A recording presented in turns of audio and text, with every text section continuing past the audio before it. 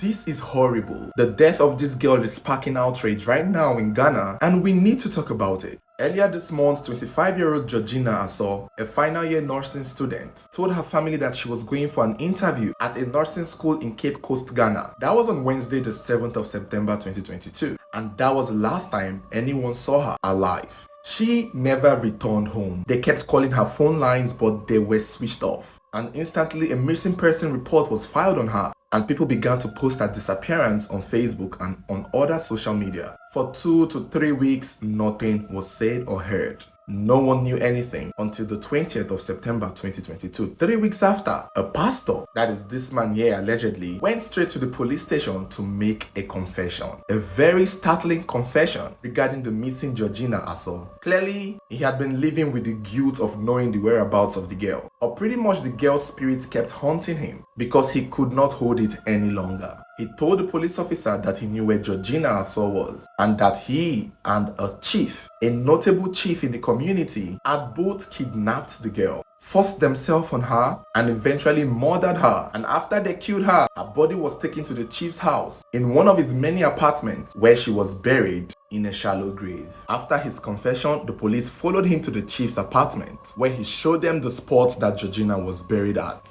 Unfortunately for them, the chief was not around. He's currently on the run. That is as at the time of making this video. The only thing now that is confusing with this story is why they did that to her. Why was she targeted? And why was her body taken to the chief's place to be buried? Sources are however claiming though that the girl Georgina was familiar with the pastor. There are claims that the pastor knew her and knew her family and her sister, and even the day she was going for the job interview, he was the one who gave her a lift. He was the one who picked her up, gave her a lift and promised to take her to where she would go for the interview. Maybe she went for the interview or maybe she did not go, but eventually somewhere along the line she was kidnapped by him and was violated, either by him or either by the chief, because it's still not very clear. But the claim is that the man, the pastor and the chief were the ones who violated her and killed her and buried her in his place. Some people are speculating that it might have been an act of money ritual, because how else would they want to do such a thing and target her and then bury her in a chief's place? Again, the story is still very much current and very much fresh and new,